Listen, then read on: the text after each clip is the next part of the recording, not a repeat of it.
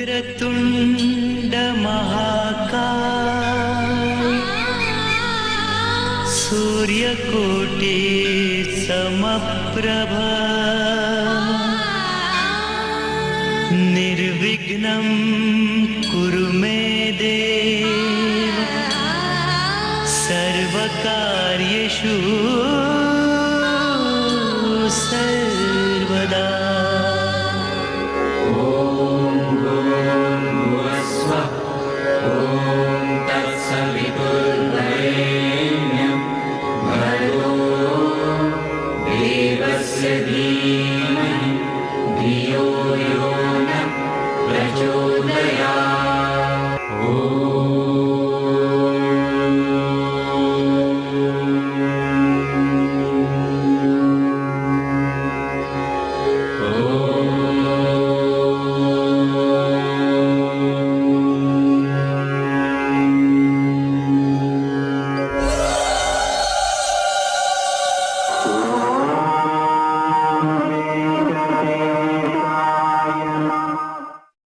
மனுஷனோட வாழ்க்கை அவன் சுவாசிக்கிற முதல் மூச்சு காத்திலிருந்து ஆரம்பிக்குதுன்னு சொல்லுவாங்க. ஆனா என்னோட வாழ்க்கை என் மூச்சு நின்னதுக்கு அப்புறம் தான் ஆரம்பிச்சது. அதுக்கு ஒரு காரணமும் இருக்கு. அந்த நொடி இப்பவும் என் மனசு விட்டு போல.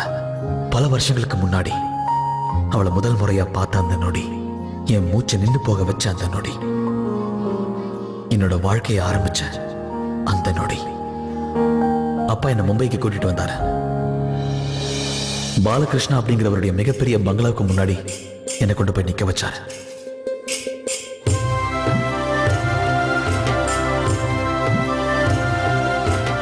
இந்த வீட்டு முதலாளி எங்க அப்பாவை கிராமத்திலிருந்து வர வச்சாரு. எங்க அப்பாவுக்கு டிரைவர் வேலை கிடைச்சது. அவருக்கு மாசம் 3000 ரூபாய் சம்பளம். அப்பா என்னையும் அம்மாவையும் கூட்டிட்டு வந்துட்டாரு.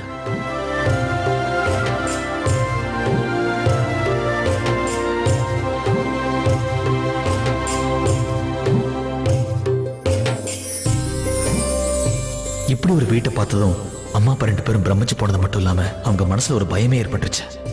ஆனா நான் பயப்படல. ஒருவேளை 9 வயசு பையனோட பார்வைக்கு எது பெருசு எது சின்னதுங்கிற பாகுபாடு இல்லாம இருந்தது கூட ஒரு காரணமா இருக்கலாம். அந்த பிரமிப்பு என்ன பயமுறுத்தல. அந்த நிமிஷம் இவ்வளவு பெரிய வீடு எனக்கு சொந்தமாகும்னு எனக்கு தெரியாது. அப்பாவோட மனசு பூரா சந்தோஷம். அவர் வாழ்க்கையை மாத்திக்கணுங்கிற கொள்கையோட தான் அப்பா கிராமத்தை விட்டே வந்தாரு. ஆனா இன்னைக்கு விதி மாத்தினது என்னோட வாழ்க்கைய. இப்பவும் ஞாபகம் இருக்க, என் வாழ்க்கையை மாத்தின அந்த நொடி. அந்த நொடியில என் மூச்சு மொத்தமா நின்று போச்சு. ஆனா என் வாழ்க்கை ஆரம்பிச்சதும் அதே நொடியில தான்.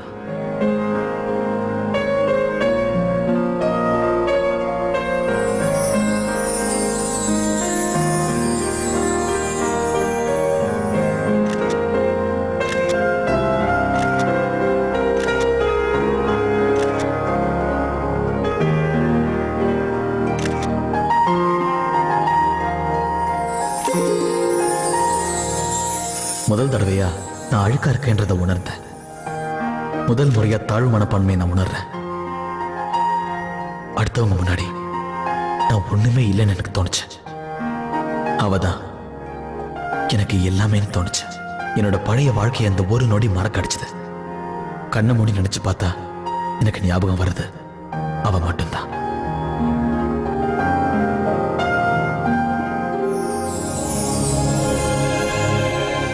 நில்லு ஷாலினி, நில்லு. ஓடாத ஷாலினி.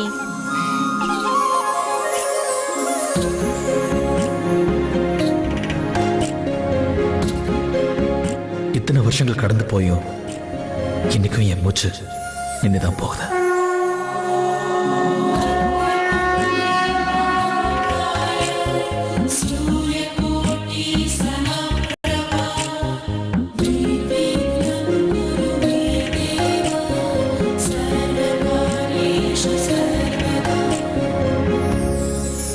அட நீயாப்பா, இப்பதான் வந்தியா? எங்கப்பா போயிட்ட நீ?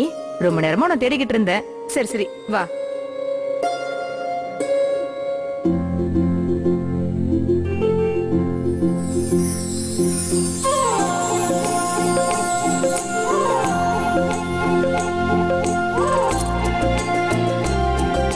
இன்னைக்கும் என்னோட மூச்சை உனக்கு அர்ப்பணிக்கிறேன்.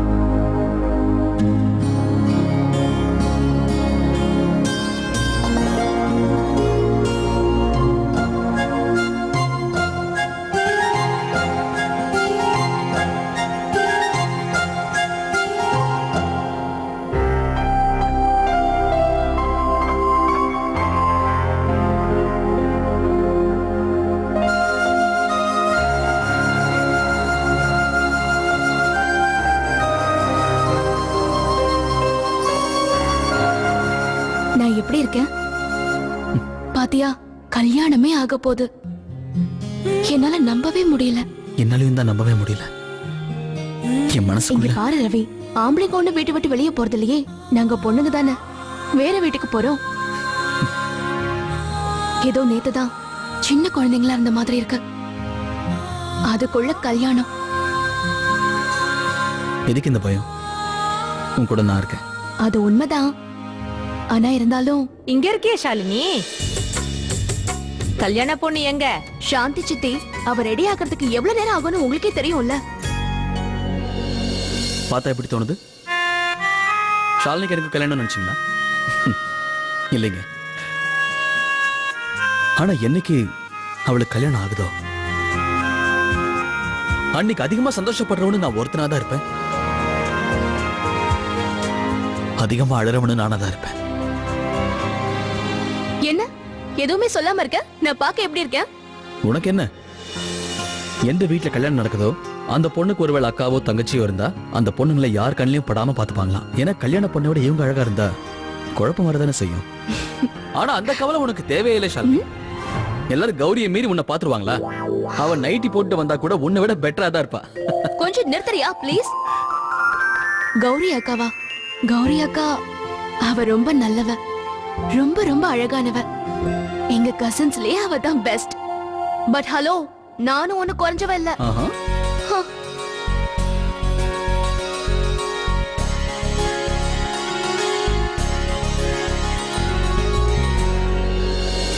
கௌரி அக்கா, நீ பார்க்க எவ்வளவு அழகா இருக்க. சரி சரி, சீக்கிரமா வா. சித்தி ரொம்ப நேரமா பூஜைக்காக வெயிட் பண்ணிட்டு இருக்காங்க. உனக்கு ஒண்ணு தெரியுமா? சடங்கு ஆரம்பிக்க போறதுனால இன்னைக்கு பாட்டு டான்ஸுக்குலாம் ஏற்பாடு பண்ணிருக்காங்க. சீக்கிரம் வா, ஏற்கனவே லேட் ஆயிடுச்சு.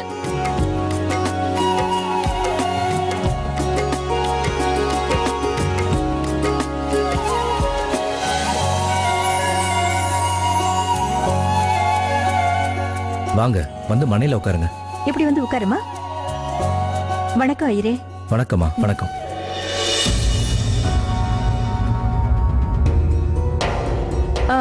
அப்ப பூஜை ஆரம்பிக்கலாமா?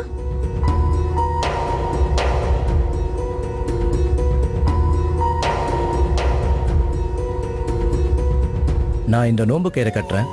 இதை கட்டினதுல இருந்து உங்க கல்யாண சடங்கு ஆரம்பிக்குது. இதை நீங்க கலட்டவே கூடாது. கல்யாணம் முடிகிற வரைக்கும் நீங்க வீட்டை விட்டு வெளியே போக கூடாது. உங்க வருங்கால கணவரையும் பார்க்க வேண்டாம்.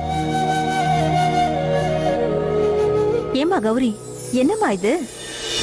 பூஜை நேரத்துல கூடவா இந்த மொபைலை வச்சுக்கணும்? கூட இப்படி நான் வச்சுக்கிறேன் அத. அக்கா போன் என்கிட்ட இருக்கட்டும், நீ பூஜை பண்ண. சரிம்மா.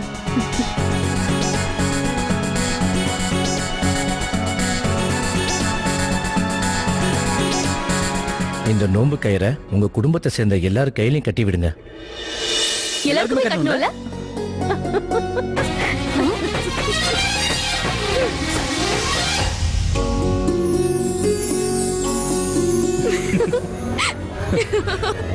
ஏய்,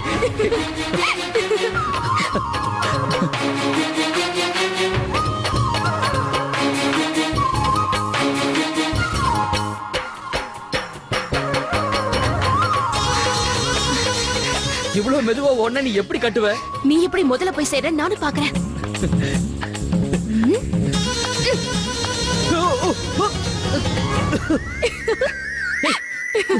ஷாலினி, இதெல்லாம் சீட்டிங். அப்பா கையில இந்த நோம்பு கயிறை இப்ப யார் கட்டுறாங்கன்னு பாத்துடலாம்.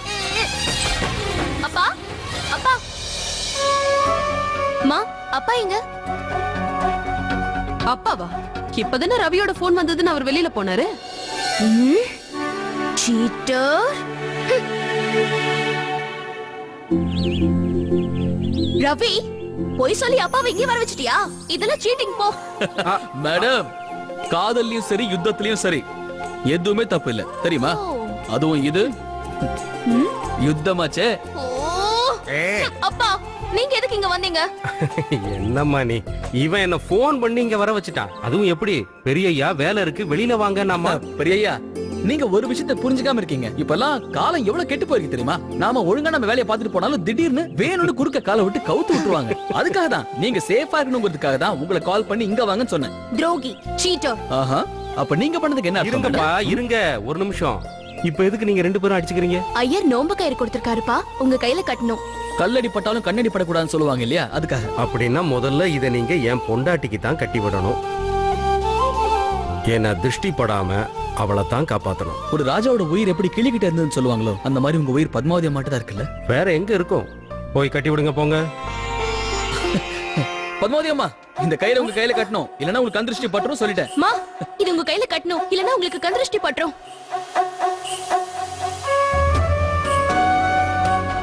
ஏன்? ஏதோ சம்பிரதாயமா. இப்ப இதை என் கையில கட்டிக்கிட்டா அப்புறம் வைரத்தை யார் பாப்பாங்க? என் கையில இருக்கிற இந்த டைமண்ட் பிரேஸ்லெட் கூட உங்க பெரியய்யா தான் எனக்கு கொடுத்தாரு. விலை 9 லட்சம். இதோட அழகு குறையிற மாதிரி வேற எதையும் என் கையில கட்டிக்க மாட்டேன் ப்ளீஸ். அதுக்கு இல்ல பத்மாவதி அம்மா, இந்த நீங்க வச்சுட்டு போ, நான் அப்புறமா கட்டிக்கிறேன்.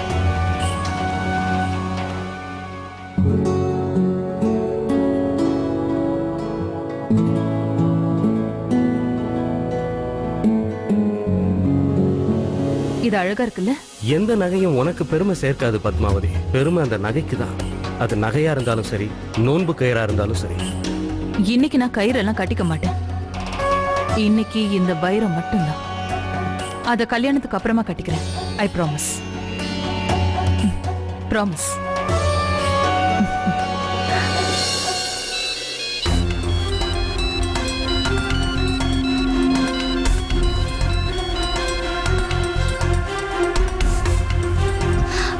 அப்பா, ஃபங்க்ஷனுக்கு ஃப்ரெண்ட் வராங்க, கால் பண்ணி அட்ரஸ் கேக்குறாங்க.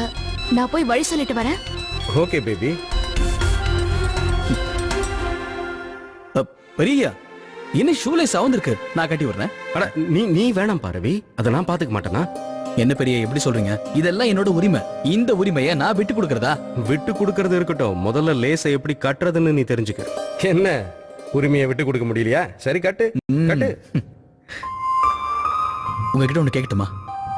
உங்களுக்கு பத்மாவதி அம்மா ரொம்ப பிடிக்கும்ல? காதலுங்கிறது சாதாரண வார்த்தை. அவ என் உயிர். இன்னும் சொல்லணும்னா உயிருக்கும் மேல. கதைகள்ல எழுதலாம், சினிமாக்கள்ல காட்டலாம். ஆனா அந்த உணர்வுங்கிறது ஒரு சிலருக்கு மட்டும்தான் கிடைக்கும். அந்த உணர்வால மட்டும்தான் இந்த உலகத்துல இருக்கிற எதையுமே மறக்க வைக்க முடியும். ஏன் மன்னிக்க கூட வைக்க முடியும். நீ வேணா பாரு, நீயும் ஒரு நாள் இதே உணர்வுல தவிப்ப. அன்னைக்கு உன் வாழ்க்கையோட அர்த்தம் அவளுக்காக மட்டுமே இருக்கிறதா உணர்வ. அவளுக்காக உயிரையும் கொடுக்க தயாராயிருவ. நாம என்னமோ காதலை அடையிறதா நினைச்சுக்கிட்டு இருப்போம். ஆனா அந்த காதல் இருக்கே, அது நம்மளை அதுக்குள்ள தொலைய வச்சிடும்.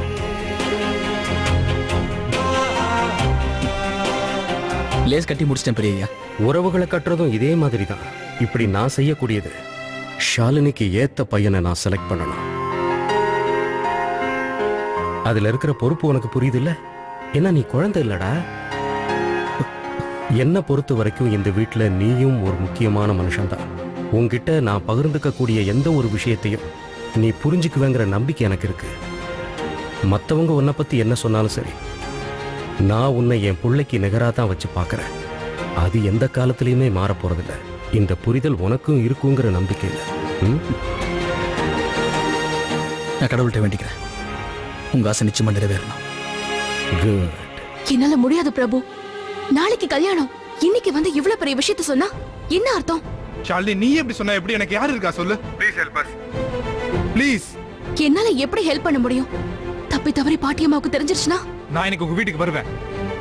அவளை அங்க இருந்து கூட்டிட்டு போறதுக்கு எனக்கு ஒரு ஹெல்ப் தேவைப்படும் ஷாலினி. ப்ளீஸ் எனக்கு ஹெல்ப் பண்ணு. ப்ளீஸ் ப்ளீஸ் எனக்கு ஹெல்ப் பண்ணு ஷாலினி.